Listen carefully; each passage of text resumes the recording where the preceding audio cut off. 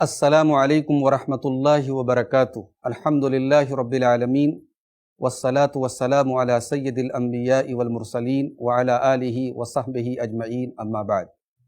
محترم ناظرین، آج مسلم معاشرے کی بہت ساری لڑکیاں آج دین سے باغی ہو رہی ہیں۔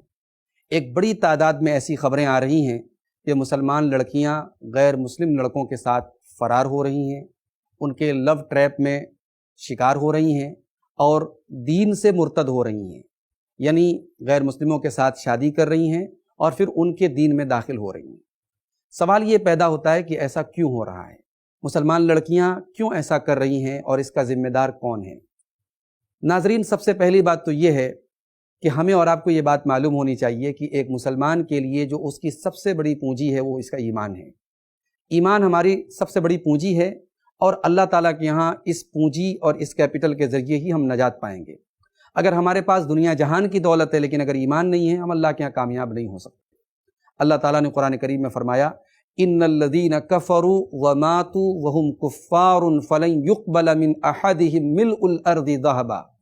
اللہ نے فرمایا کہ جو لوگ کفر کی حالت میں دنیا سے چلے گئے، مر گئے، تو وہ کل قیامت کے دن اگر زمین کے برابر سونا بھی بطور فدیہ دینا چاہیں، عذاب سے بچنے کے لیے دینا چاہیں، تو وہ زمین کے برابر سونا بھی قبول نہیں کیا جائے گا۔ یعنی ایمان وہ چیز ہے کہ زمین بھر کے سونا اس کی برابری نہیں کر سکتا۔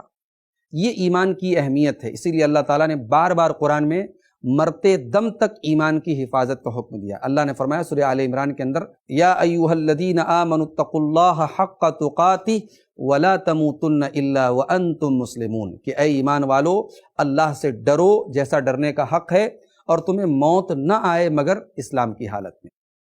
آج ہماری مسلمان بہنوں کو اس اسلام کی ویلیو نہیں معلوم، اس کی اہمیت نہیں معلوم۔ اگر اس کی اہمیت معلوم ہوتی تو حضرت سمیہ کی طرح جان دے دینا گوارا کر لیتی، مگر ایمان سے کمپرومائز نہ کرتی۔ صحابہ کرام کی زندگی سے ہمیں یہی سبق ملتا ہے کہ صحابہ کرام نے دین کے لیے نہ جانے کون کون سی تکلیفیں جھیلی، جان دے دی، وطن قربان کر دیا، بچوں کو قربان کر دیا، لیکن دین اور ایمان کو نہیں چھوڑا۔ تو یہ سب سے پہلی چیز ہے جس پر ہمیں توجہ دینے کی ضرورت ہے کہ ہمارے آنے والی جو نسل ہے، جو نوجوان نسل ہے، اس کے دماغ میں ایمان اور اسلام کی اہمیت بٹھانا بہت ضروری ہے، جو کہ ہم نہیں بٹھا پا رہے ہیں۔ خاص طور سے ہماری جو مسلمان بہنیں ہیں، ہمارے یہاں جو مسلمان لڑکیاں ہیں، ان کی تعلیم اور خاص طور سے دینی تعلیم کا ہمارے پاس کوئی معقول انتظام نہیں ہے۔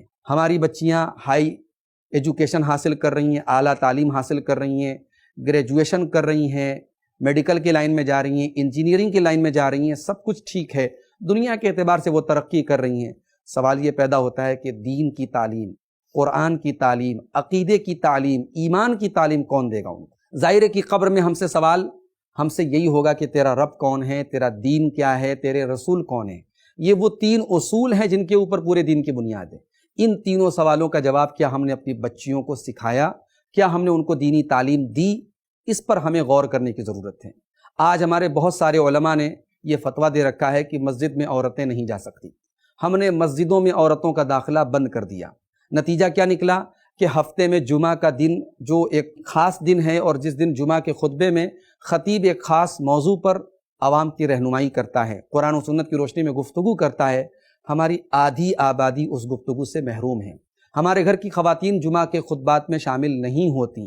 نتیجہ یہ ہے کہ دین کی وہ باتیں جو ہر ہفتے ایمان کو تازہ کرتی ہیں وہ ہماری بہنوں بیٹیوں کو نہیں مل پا رہی ہے۔ تو اگر ہم نے مسجدوں کے دروازے اپنی بیٹیوں کے لیے، اپنی بہنوں کے لیے نہیں کھولے تو یاد رکھیں ارتداد کا راستہ ان کے اوپر کھلتا چلا جائے گا۔ آج ہماری مسلمان بہنیں دین سے باغی کیوں ہیں؟ اس سوال کا ایک جواب یہ بھی ہے کہ ہمارے گھر کا ماحول کیسا ہے، ہماری زندگی میں دین کی کتنی اہمیت ہے، ہم دین کو کتنی ترجیح دے رہے ہیں۔ کیا ہمارے گھر میں نماز کا ماحول ہے؟ کیا ہمارے گھر میں اسلام کا ماحول ہے؟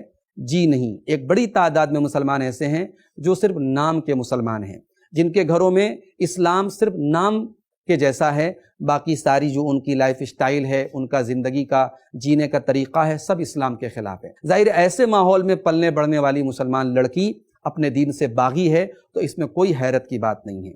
بچوں کی تربیت بچپن سے اسلامی لباس پر کی جائے، اسلامی تہذیب پر کی جائے، ان کو اسلامی اقدار بتائی جائیں، ان کو اسلامی اصول اور قاعدے بتائے جائیں، ان کی تربیت اسلام کے مطابق کی جائے تو یقیناً وہ بڑی ہو کر کے بھی اسلام کی وفادار بنیں گی۔ ناظرین، ہم جانتے ہیں کہ عورت اللہ تعالیٰ کی ایک عظیم نعمت بھی ہے، دنیا کی ایک قیمتی دولت بھی ہے، اور بہت بڑا فتنہ بھی ہے اگر وہ دین سے بیزار اور دین سے دور ہو جائے۔ اللہ کے نبی صلی اللہ علیہ وسلم نے دونوں باتیں عورت کے بارے میں بتائی۔ ایک حدیث میں آپ نے فرمایا الدنیا کلھا متاع وخیر متاع الدنیا المرأۃ الصالحہ، دنیا پوری کی پوری فائدہ اٹھانے کی چیز ہے، اور اس کی سب سے بڑی جو دولت ہے دنیا کی وہ ایک نیک عورت ہے۔